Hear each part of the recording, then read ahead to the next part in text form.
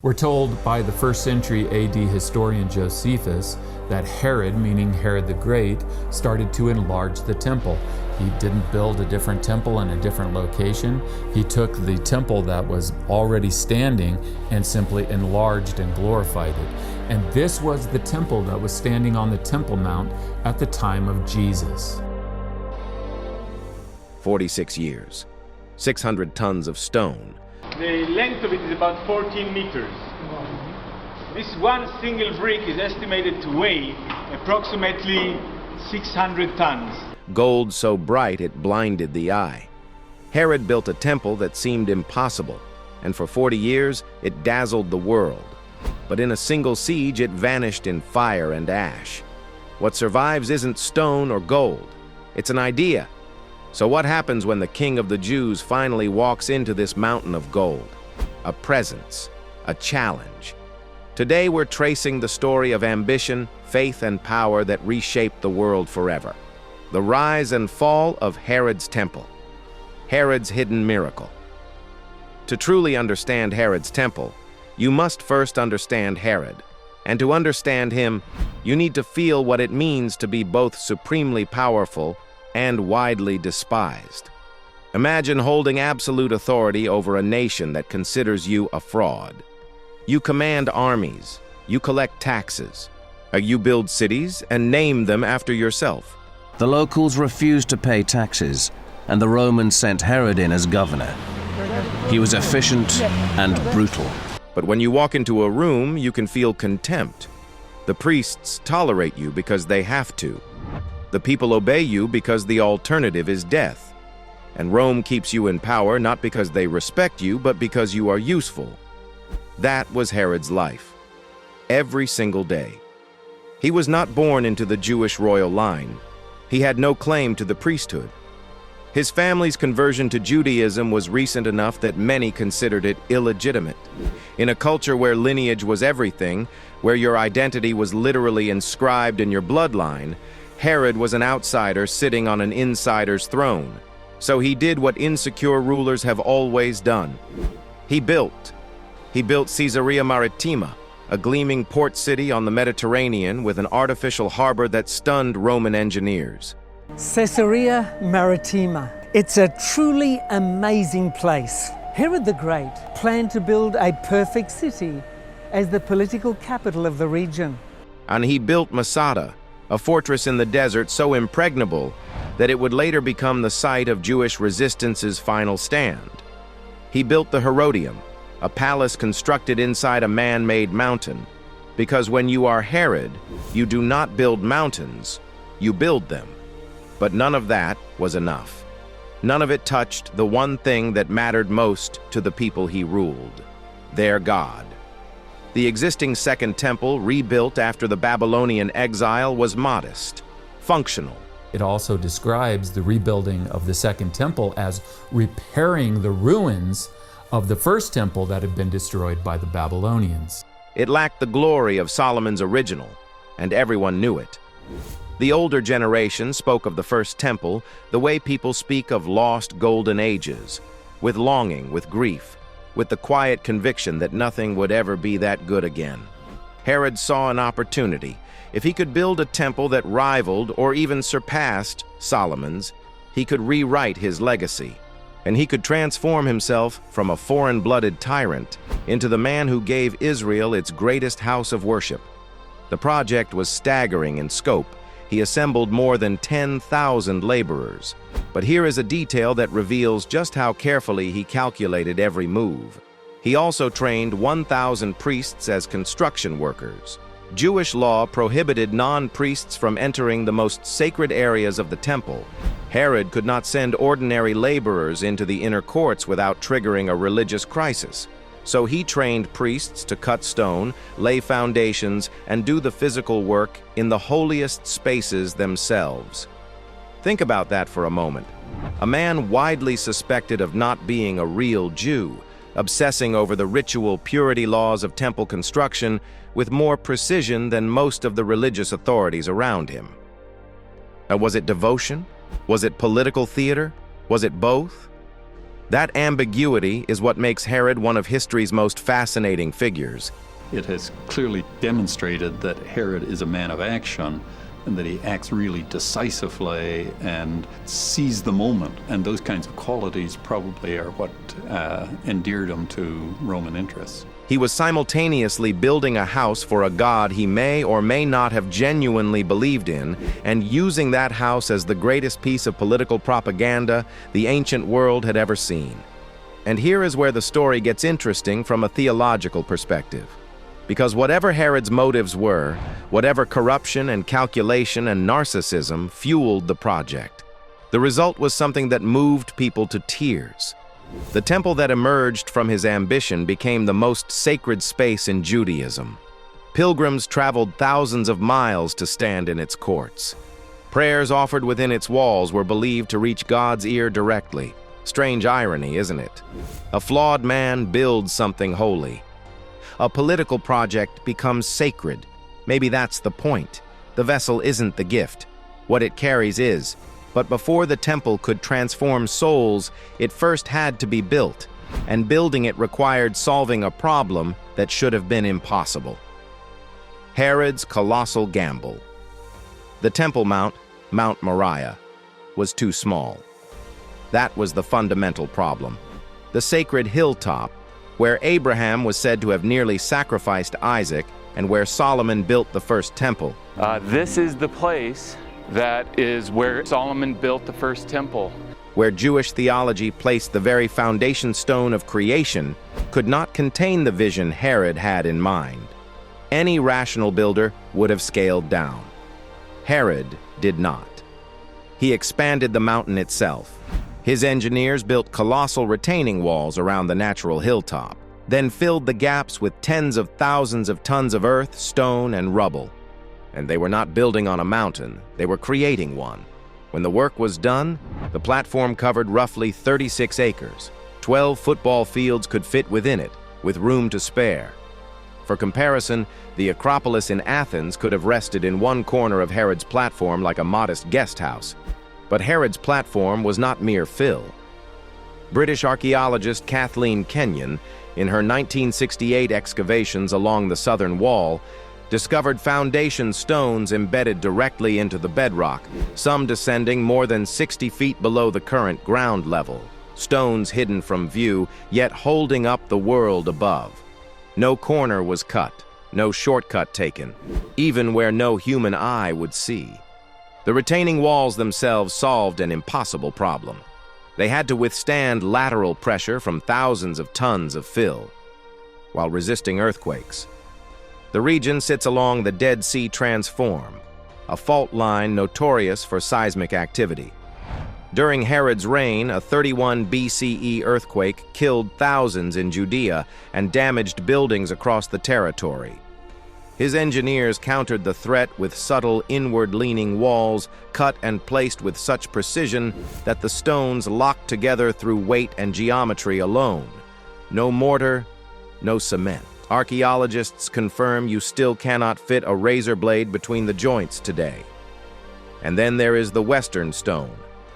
Discovered in the 1990s during excavations led by Dan Bahat, this single limestone block sits in the lower courses of the Western Wall. Western Wall was all covered by buildings, because remember, the prayer plaza which you see today is only 1/9 of the entire length of the Western Wall. Yes. Measuring 44 feet long, roughly 10 feet tall, and 12 to 15 feet deep, it weighs close to 600 tons. To put that in perspective, and the largest crane in operation today, the Liebherr LTM 11200, could in ideal conditions lift it, but only with dozens of trucks, hydraulics, and a massive support crew. Herod's workers had none of that. Only bronze tools, wooden rollers, ropes, and human muscle. Quarrying the stone was painstaking. Workers carved channels around it using iron chisels, drilled precise holes along fracture lines, and hammered in dry wooden wedges. When soaked with water, the wood expanded with enough force to split the limestone cleanly. The marks remain at quarries near Jerusalem, proving the technique was used. Moving the stone, however, remains one of history's great mysteries. Researchers propose ramps, rollers, sledges, and careful coordination of hundreds, perhaps thousands of laborers. Gravity may have helped if the quarry sat uphill. Wet clay or animal fat might have reduced friction. Every theory is plausible, but none can be fully replicated today. Beneath the platform, Herod's engineers carved an underground network of tunnels, vaults, and cisterns directly into the bedrock. In 1867, Charles Warren mapped parts of this subterranean world, revealing aqueduct-fed cisterns capable of holding hundreds of thousands of gallons of water. This system supplied ritual baths for purification, ensuring thousands of pilgrims could prepare for temple worship in accordance with Jewish law. The main sanctuary itself may have been completed in just 18 months, according to the Talmud, though the surrounding courts, colonnades, and plazas took decades. Josephus reports that work on outer courts continued as late as 63 CE, just 7 years before the Romans destroyed the entire complex. Rebuilt that temple and destroyed in AD 70 by the Romans. Even unfinished, Herod's temple was a marvel. The royal stoa along the southern wall featured 162 Corinthian columns, each so massive that 3 men with outstretched arms could not encircle one. The colonnades created shaded walkways for merchants, teachers, and pilgrims, while travelers from across the Roman Empire, Alexandria, Babylon, Asia Minor, even Rome itself, marveled at the scale and beauty. Contemporary accounts testify to its grandeur. Pliny the Elder, who cataloged wonders across the empire, called it one of the most remarkable human achievements he had seen. Pilgrims described the blinding gold plates on the temple's facade, the incense rising from the altar, and the symphony of prayers, chants, and silver trumpets filling the courts. And every detail was engineered to overwhelm the senses and stir awe, creating a deliberate emotional and spiritual transformation. Archaeology continues to illuminate the reality behind the legend. The Temple Mount Sifting Project started in 2004. The Temple Mount Sifting Project is an archaeological adventure whose purpose is to find the empirical proof. Recovered thousands of artifacts from debris illegally removed from the site. Herodian coins, decorated stone vessels, fragments of opus sectile tiles matching Josephus's descriptions, and pieces of carved stone. Over the years, the Temple Mount Sifting Project has uncovered a treasure trove of artifacts, like this piece of pottery, throughout Jerusalem's history. These are not stories. They are tangible evidence that Herod's vision existed exactly as described. Yet the greatest lesson of Herod's temple is not in the stone or the engineering. It was designed to change how people felt about life, power, and the divine. A foreign-born, often despised king could create something that moved the human spirit. A political act became a sacred space. And 2,000 years later, those stones still speak to us, not just of ambition, but of humanity's relentless drive to reach for the infinite, to make the impossible tangible, and to leave a mark that outlives time itself. Herod's temple was more than a building. It was an experience, a challenge, a declaration, and it reminds us that the measure of greatness is not only in what is built, but in how it shapes the hearts and minds of those who encounter it. Golden Temple, fiery fate. 3 times a year, during the great pilgrimage festivals, Passover, Shavuot, and Sukkot, the population of Jerusalem would swell to several times its normal size. Jews traveled from across the Roman Empire, from Alexandria, from Babylon, from Asia Minor, from Rome itself. They came on foot, by donkey, by ship. Some had been saving for years to make the journey once in a lifetime. And the experience that awaited them was not accidental. Every step of the approach to the temple was choreographed to produce a specific emotional and spiritual transformation. It began at the Pool of Siloam, at the southern end of the city. Pilgrims would immerse themselves in its waters, a ritual purification that marked the boundary between ordinary life and sacred encounter. You went into the water as a traveler. You came out as a pilgrim. The psychological shift was real and intentional. From the pool, the path led uphill toward the Temple Mount. The ascent itself was part of the experience, a physical enactment of the Psalms of Ascent that pilgrims sang as they climbed. You were literally going up to meet God. Your legs burned. Your heart beat faster. The city rose around you. Then came the southern steps, the grand staircase that led to the main entrance of the Temple Mount. And here, we are on the southern side of the Temple Mount. These are the steps that would have went to the Temple Mount and to the temple. Herod's architects did something brilliant. The steps alternate between narrow treads and wide treads in an irregular pattern. You could not climb them quickly. You could not march up them in a military cadence. The alternating widths forced you to slow down, to watch your footing, to become deliberate with every step. Scholars believe this was intentional.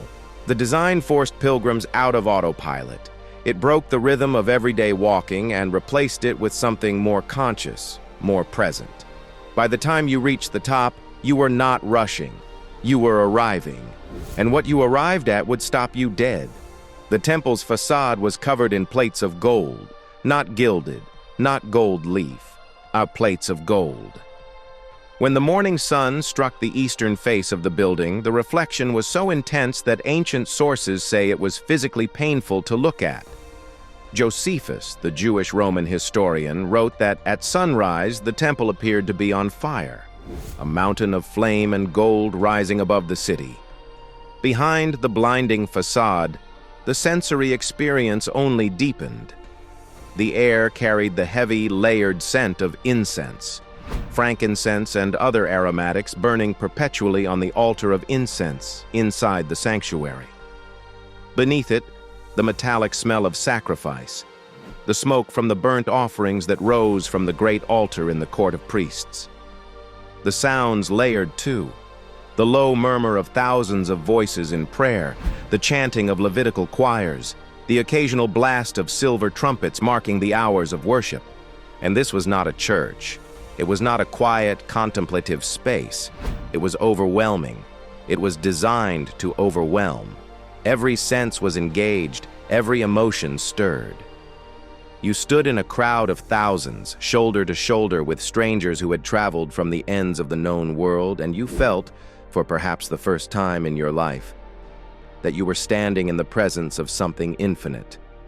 And it was into this world, this charged, electric, sacred world, that a carpenter's son from Nazareth walked one day and turned everything upside down.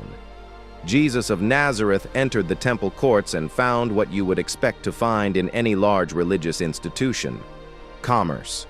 Money changers converting foreign currency into the temple shekel. Merchants selling doves and lambs for sacrifice. It was all technically legal. It was all technically necessary. And Jesus was furious.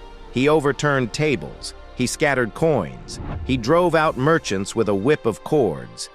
And the words he spoke cut deeper than any physical act. He called the temple, this wonder of the world, this house of God, a den of thieves. It was a moment of such raw confrontation that it effectively sealed his fate. The temple authorities could tolerate a wandering preacher. They could not tolerate someone who publicly challenged the temple economy. The cleansing of the temple was not just a spiritual statement. It was a political provocation, and everyone in that courtyard knew it. But then Jesus said something even more provocative, something that would haunt his followers and his enemies alike for decades to come.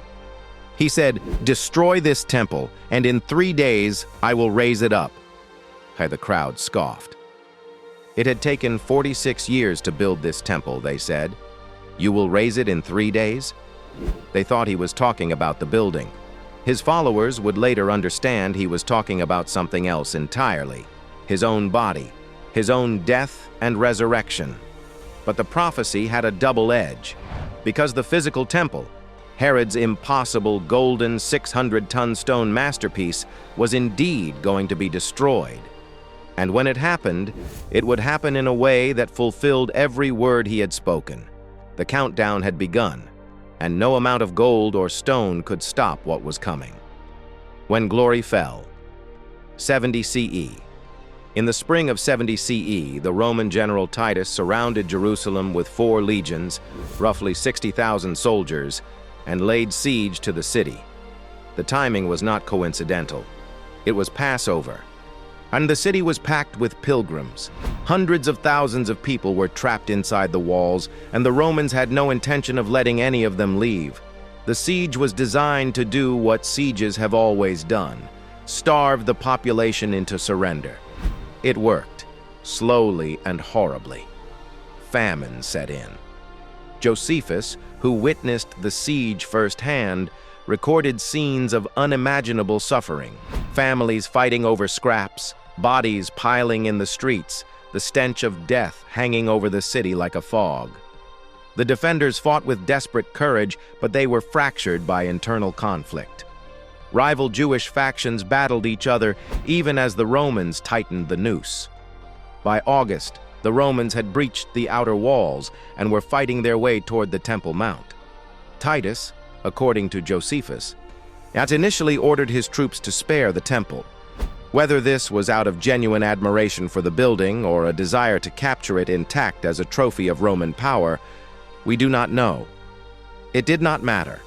In the chaos of battle, a Roman soldier threw a burning torch through a window of the temple. The fire caught, and then it spread. The interior of the temple was lined with wood, cedar paneling, wooden beams supporting the roof, massive wooden doors overlaid with gold. Once the fire took hold, it was unstoppable. The heat was so intense that the gold plating on the walls and ceiling melted, running down into the cracks between the stones in rivers of liquid metal. And this detail, the melting gold, led to what happened next. After the fire burned itself out, our Roman soldiers realized that enormous quantities of gold had seeped into the joints between the massive stone blocks. The only way to recover it was to pry the stones apart, one by one. And so they did, stone by stone, course by course. They dismantled what had taken decades to build. They pulled apart walls that had withstood earthquakes. They toppled columns that had taken 3 men to encircle. They tore down the western stones surrounding courses, leaving only the lower foundation walls too embedded in the earth to be worth the effort. When they were finished, the Temple Mount was a ruin. The most magnificent religious building in the ancient world was a field of rubble and ash. And somewhere, echoing across the decades, there were the words of a Galilean preacher who had stood in those very courts and told his disciples, "Do you see all these great buildings? Not one stone here will be left on another. Everyone will be thrown down." The fall of the temple in 70 CE was not just a military event. It was a theological earthquake. For centuries, Jewish identity had been inseparable from the temple. It was where sacrifices were offered. It was where sins were atoned. It was the place where God's presence dwelled on earth. Without it, the fundamental mechanics of Jewish worship had to be reinvented. And reinvented they were. Rabbinic Judaism emerged from the ashes of the temple, shifting the center of Jewish life from sacrifice to prayer, from priests to rabbis, from a single sacred building to the study and practice of Torah in any place where Jews gathered. And the synagogue replaced the temple as the primary house of worship. Prayer replaced sacrifice. The destruction, devastating as it was, forced a transformation that allowed Judaism to survive the loss of its physical center and flourish across the diaspora for the next 2,000 years. For the early Christians, the destruction carried a different but equally profound meaning. They saw in it the fulfillment of Jesus' prophecy, proof that his words had been true, that the old covenant was giving way to the new. The author of Hebrews wrote that the old temple was a shadow of heavenly things, a copy of the true sanctuary. The real temple, the real meeting place between God and humanity, was not a building. It never had been. Paul of Tarsus, writing decades before the destruction, had already laid the theological groundwork. Do you not know And he wrote to the Corinthians that you yourselves are God's temple, and that God's Spirit dwells in your midst. It was a radical redefinition. The temple was no longer a place, it was a person. The sacred space was no longer a building of gold and limestone. It was the human heart. The presence of God was no longer confined to a single room behind a curtain in Jerusalem. It was alive in every person who carried it. The 600-ton stone still sits in the western wall. The temple it once supported is gone, but the idea it pointed to, that the divine and the human can meet, that there is a place where heaven touches earth, that idea did not die when the gold melted and the stones fell. It changed shape. It went deeper. It went inward. 2,000 years ago, the fires of Rome reduced Herod's temple to ash. And the skyline of Jerusalem was forever changed. Stones fell, gold melted. The greatest sanctuary of the ancient world vanished in smoke. But ideas do not burn. The claim that heaven once touched earth in a single sacred space did not disappear with the rubble. It evolved. It spread. It became harder to contain and far more dangerous to ignore. If the temple was never just a building, if its destruction was not an ending but a transfer of something invisible and volatile, then where did that presence go? Who carries it now? And if history proves that even the most magnificent structures can fall, what happens when the next temple isn't made of stone? The ruins are silent. But the question they left behind is not,